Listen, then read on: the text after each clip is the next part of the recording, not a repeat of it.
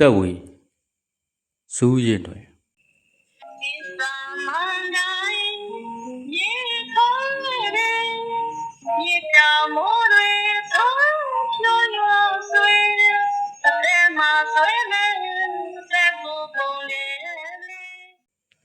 ခေဟောင်းဆိုတော်ကြီးဒေါ်မေရှင်ရဲ့ကရုဏာသက်ဆရာအတန်လေးနဲ့ကျွန်တော်နှစ်ချက်ထဲရောက်နေတဲ့တခြင်း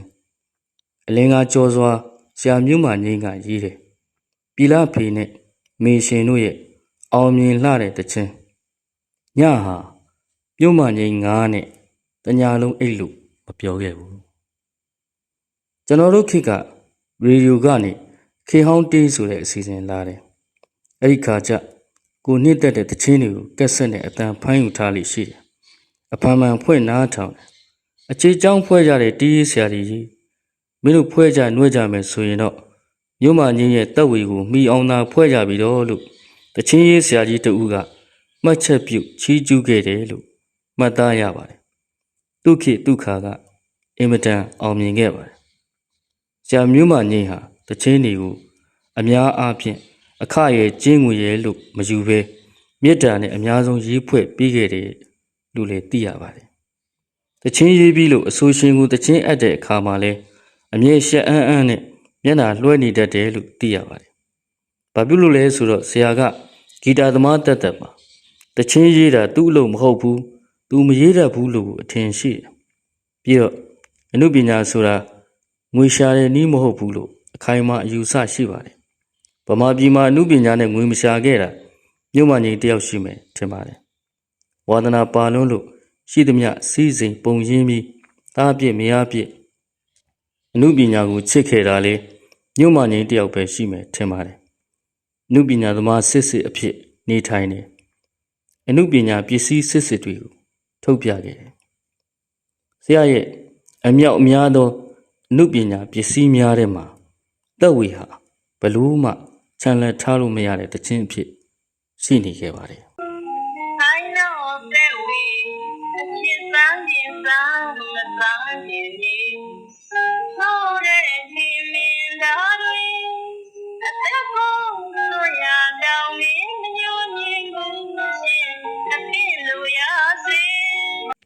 တခါကဗိုလ်ချုပ်ဂုံပြူပွဲတစ်ခုလုပ်ပါတယ်နာမည်ကြီးရုပ်သံလိုင်းတစ်ခုကတတိုင်းပြည်လုံးကိုဓာတ်ရိုက်ထုတ်လွှင့်နေပါတယ်ဂုံပြူတင်ဆက်ကြတာကတခန်းရဲ့ပြဇာတ်ပုံစံလေးပါဥအောင်ဆန်းနဲ့ဒေါ်ခင်ကြီးတို့မင်္ဂလာဆောင်ပွဲကျင်းပပုံလေးပေါ့ဗိုလ်ချုပ်ရုပ်ရှင်မဲ့တရုတ်ဆောင်ကြမဲ့တရုတ်ဆောင်အစ်စ်ကလေးတွေပါဝင်တရုတ်ဆောင်ကြတယ်အဲ့ဒီမဲ့နောက်ခံတီးကဘာဆိုတော့ငွေတော်ရာရောင်ကြီးတဲ့ငွေတော်ရာရောင်ကြီးဆိုတဲ့တခြင်းကလည်းပြဿနာပါဘာလို့လဲဆိုတော့ကျွန်တော်တို့ကငွေတော်ရာရောင်ကြီးဆိုကျောင်းဆရာမလေးကိုတန်းမြင်ကြွားတော့တာပဲဆရာမကိုပဲအသေးဆွဲအောင်ချစ်တော်မည်ဆိုတာကိုကျောင်းဆရာမမှတ်နေတာကိုအမှန်ကသူနာပြုဆရာမဒေါက်ခင်ကြည်ကိုရည်ညွှန်းတဲ့တခြင်းဖြစ်တယ်ဒီတခြင်းကိုတဟာရဆရာတင်ကရေးဆက်ခဲ့တယ်မူရင်းတည်ဆူတဲ့သူအမည်နာမကိုတေချာမသိရပါဘူးစောဆံဘူးတင်ခြံထဲမှာကင်းရဲဘော်လေးတွေစုခဲ့တယ်လို့အမှတ်သားရှိပါတယ်ထားပါတော့ပြောချင်တာကဗိုလ်ချုပ်တို့မင်္ဂလာဆောင်မှာဆိုတာငွေတော်ရာရောင်ကြီးမဟုတ်ပါဘူးတက်ဝေတခြင်းဖြစ်ပါတယ်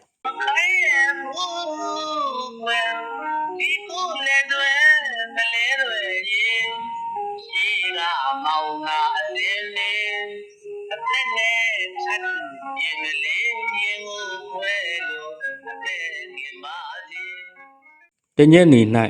စာကြောင်းပေကြောင်းပြောကြရင်တာယာမဂ္ဂဇင်းမှာပါတဲ့အောင်ဆန်းသို့မဟုတ်အရိုင်းဆောင်မှကြောင်ရောက်သွားတဲ့အခါမှာထေးမြိုင်ကတော့ငါ့ကိုအရိုင်းနဲ့ကွာဒါတော့ကြမ်းလွန်းနေတင်တာပဲငါဟာစင်စစ်ရိုင်းတဲ့လောက်ရိုင်းပါတယ်ဒါပေမဲ့မရိုင်းတဲ့အချက်လက်တွေလည်းအများကြီးရှိပါသေးတယ်ကွာမဟုတ်ဘူးလား What do you say ဟုဒေါက်ခင်ကြီးဘက်လှဲ့ကပြုံးဖြည်းဖြည်းနဲ့ပြောလိုက်လိမ့်ကောင်းနှုတ်ချက်တက္ကသိုလ်နေဝင်းဤအောင်ဆန်းဦးတို့ဖခင်စာအုပ်မှာဗိုလ်ချုပ်အောင်ဆန်းရဲ့လို့ပြောကြရင်ရိုင်းတယ်မာတယ်ပြတ်သားတယ်ခေါင်းဆောင်ကောင်းပီတာတယ်ဆွန့်လွတ်အနစ်နာခံတယ် ဒါတွေပဲထက်ခါတလေးလေးပြောကြတယ်ကျွန်တော်ကဘူကျုပ်အောင်ဆန်းထက်ဥအောင်ဆန်းရဲ့လူနေမှုဘဝသူ့ရဲ့ချစ်စိတ်ကိုသာစိတ်ဝင်စားတယ်အားကြတယ်ဂျပန်ခေတ်စီကြီးမဖြစ်ခင်ပဲကလေး၃ယောက်ရအောင်ယူသွားတယ်ခိုင်းဘလောက်အားကြဖို့ကောင်းလဲဒေါက်ခင်ကြီးအခန်းထဲကထွက်လာတော့ဥအောင်ဆန်းနှကန်းဆုံးမှာနှကန်းကြီးဆွန်းလို့တဲ့ဘလောက်ကြပြဆန်လိုက်တယ်လေလူတွေကလူပဲလीအဲ့ဒီခေတ်ကဒိုရာတန်းအေးတို့မေရှင်တို့ဆိုတာကာလာသားတွေရဲ့အသေးဆွဲပဲအရက်ထဲကကာလာသားတွေလို့ဘူကျုပ်ကလည်းအဆိုရှင်တွေကိုအသေးဆွဲခဲ့တယ်အင်္ဂလန်ကိုရောက်တော့ဒိုရာကြီးဒူဝင်ကျေမြေမှာခကြွေအဲ့တချင်းလေးစူစမ်းပါဆိုပြီးတချင်းတောင်းမှုတဲ့ဒါတင်မဟုတ်ပဲတံမြိုင်အပိုက်မှာလိုက်တောင်ဆူခဲ့သေးတဲ့လူသားဆန်လိုက်ပုံများခုတော့ရုပ်ရှင်ရိုက်ဖို့ဇညွန်းပူတာတော့မင်းတို့ဘူကျုပ်ကလူရောဟုတ်ရဲ့လားတဲ့အမေးခံရပေါ့မေးလဲမေးတိုက်တယ်လေဘူကျုပ်ဆိုတာနဲ့မိန်ကုန်းနေရှာဖြဲဖက်နိုင်ငံရေးဖြစ်စဉ်တွေရှောက်ရေးတော်လန်ရေးတမိုင်းတွေရှောက်လှမ်းလောက်ကြတော့တာကိုအဲ့တော့ဘူကျုပ်ရဲ့လူသားဆန်တဲ့အခန်းကပျောက်နေတာပေါ့လေတချို့လဲဘူကျုပ်ဖြစ်ရင်ပြီးရောဆိုပြီးအယုတ်တွေလောက်ကြတယ်တူလဲမတူဘူးလုံးသမျှအယုတ်တိုင်းကလည်းဘူကျုပ်စိတ်ဝင်ဆုံးတဲ့ပုံတွေကြီးပါပဲတခါမှတိုက်ပုံနဲ့ခေါင်းပေါင်းနဲ့ပုံမတွေ့ဘူးပါဘူးလူသားဆန်တဲ့လူတစ်ယောက်ကိုစော်ကားနေတယ်လို့မြင်ပါတယ်ဘူကျုပ်ရဲ့တော်လန်ရေးဥအောင်ဆန်းရဲ့နိုင်ငံရေးဖာစာပလမဲဆွဲတရားပွဲတွေကိုဘာမှစိတ်မဝင်စားဘူးကျွန်တော်ကသူ့ရဲ့လူသားဆန်မှုကိုသာရှာဖွေခဲ့တယ်အဲ့ဒီလူတက်ဝေတချင်းသိမ့်ကြိုက်တယ်ဘလောက်ကြိုက်တယ်လဲဆိုတော်လန်ရေးကာလရှေးတန်းစစ်ဌာနချုပ်လှုပ်ထားတဲ့အေရီမီနောက်ဖက်ကန်းကတရချောင်းရွာကလေးမှာတက်ကတူနေဝင်းကိုတက်ဝေတချင်းစူခိုင်းခဲ့သေးတဲ့မူးတဖြောက်ဖြောက်ကြနေတဲ့တညက်နေမှာပေါ့တိတ်ဆွေးစရာကောင်းတယ်သူရဲဘော်ရဲ့မိမတက်ဝေတချင်းအဆူကောင်းမှုကိုမေရှင်းတက်ပြမှတ်နေတာကွာလို့ချီးကျူးဘူးတယ်ပြီးတော့သူဇနီးဒေါခင်ကြီးကိုတချင်းဆိုတင်ပါလားလို့တိုက်တွန်းဘူးတဲ့သူတို့နှစ်ယောက်တည်းရှိနေတဲ့အချိန်တက်ဝေတချင်းကိုအညာသားအာလေးလေးကြီးနဲ့ဇက်တောက်အချိန်ပေါင်းဘလောက်ဆိုဖြစ်နေကြမလဲသူ့မင်္ဂလာဆောင်မှာလဲတက်ဝေတချင်းကိုသာဆိုဖို့တီးဖို့တောင်းဆိုခဲ့တယ်လာတယ်လာဆိုရင်စေဘဝင်မလာမောက်မသားတွေမောက်မသွေးတွေမောက်မသေးတွေမောက်မလုံးတွေအလုံးပြပါလေဒီပါတယ်လူရာကိုယူစီတက်ဝေတချင်းဟာဒုက္ခဒုက္ခက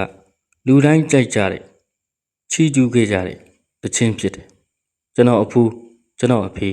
ကျွန်တော်ဦးလေးပြီးတော့ကျွန်တော်တက်ဝေတချင်းကိုဆွဲလန်းစွာနားထောင်ခဲ့တယ်ရေဒီယိုကခေဟောင်းတီအစီအစဉ်မှာအဲ့တချင်းလာတန်ကြတော့ကက်ဆက်ထဲကိုအခွေလုတ်ကလေးထည့်ပြီး recording ခလုတ်ကို6ဆိုနှိပ်လိုက်မိပါတယ်နေ့လည်ခင်းတစ်ခုရဲ့အပူထဲဝတ်သက်ပေါက်နေတဲ့ကလေးတစ်ယောက်ငိုနေရှာတယ်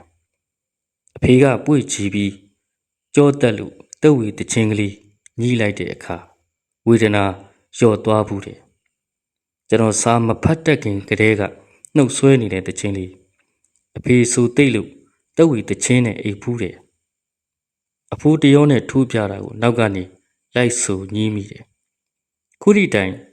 စိတ်ပင်ပန်းတဲ့အခါတိုင်းတက်ဝေတချင်းကိုဆိုတယ်နားချောင်းတယ်